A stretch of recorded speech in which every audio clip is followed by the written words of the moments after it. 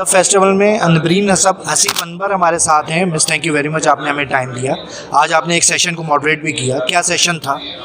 وہ سیشن تھا کہ نئی نسل کو اردو پڑھانا موقع یا مشکل.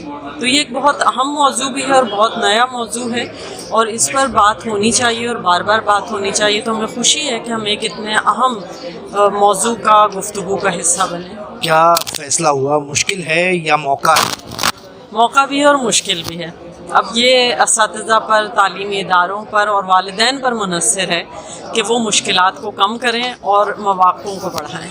اردو کیوں مشکل ہوتی جا رہی ہے عوام الناس کے اندر, بچوں کے اندر؟ اور یہ جیسے ادب فیسٹیول ہے, یہ بھی انگلش میں لکھا ہوا ہے, تو یہ جب ہم خود ہی سب کچھ انگلش میں لکھ رہے ہیں تو یہ بچے کیسے پھر اردو کی طرف آئیں؟ دیکھیں, پہلی بات تو یہ ہے کہ جو آپ نے پوچھا کہ بچوں کے لیے کیوں مشکل ہو رہا ہے, تو ہمارے ہاں اب علم حاصل کرنے کا رواج ختم ہو گیا.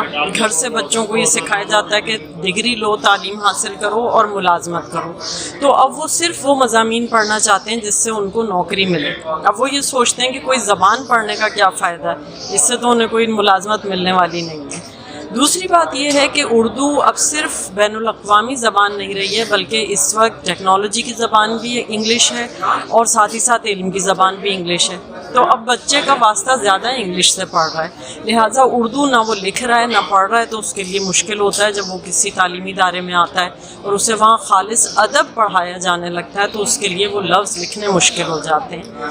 پھر جو آپ نے بات کہی, تو مسئلہ یہ ہے کہ اب جو پروگرامز ہوتے ہیں یا فلائر ہوتے ہیں, یہ پوری دنیا میں جاتے ہیں. سوشل میڈیا نے دنیا کو ایک گلوبل ولیج میں تبدیل کر دیا ہے. تو ان لوگوں کی خواہش یہ ہوتی ہے کہ ایسے فلائر بنایا جائے جو دنیا میں ہر زبان پڑھنے والا سمجھ لے.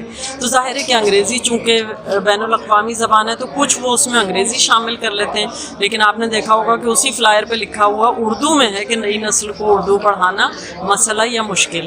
تو اس طرح ملا جلا کے کام کرنا پڑ رہا ہے, کیونکہ ظاہر ہے کہ دائرہ بھی وسیع کرنا ہے اپنے کام کا, تاکہ دور تک اس کام کو سمجھا جا سکے, اور اس کے ساتھ ساتھ اردو کے لیے بھی کام کرنا. فیسٹیول کی ایکٹیویٹی کیسے تھی؟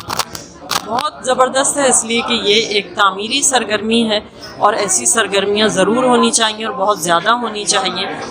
مختلف اداروں کو کرنا چاہیے, اور یہ جو ادب فیسٹیول ہے یہ تو برسوں سے ہو رہا ہے اور اس نے اب اپنا ایک بہت نام اور مقام بنا لیا ہے. ابینہ سید صاحبہ کو بہت مبارکباد کہ وہ اس مرتبہ بھی ایک بہت خوبصورت فیسٹیول سجانے میں کامیاب ہوئی ہیں, جس میں بہت اہم موضوعات ہیں, بہت اہم کتابوں پر بات ہو رہی ہے. آپ دیکھ رہے ہیں کتنی بڑی تعداد میں لوگ موجود ہیں, بلکہ ہم تو سوچ رہے ہیں کہ امینہ کو مشورہ دیں گے کہ اگلی مرتبہ کوئی اس سے بھی بڑی جگہ ہونی چاہیے, کیونکہ یہاں پہ لوگ کھڑے ہو کے سیشنز میں شریک ہو رہے ہیں. تو ظاہر ہے کہ تھوڑی بڑی جگہ ہوگی تو سب بیٹھ کر دیکھ سکیں گے, سن سکیں گے. تو یہ ایک بہت اچھی سرگرمی ہے اور ایسی سرگرمیاں ہوتے رہنی چاہیے. Thank you very much.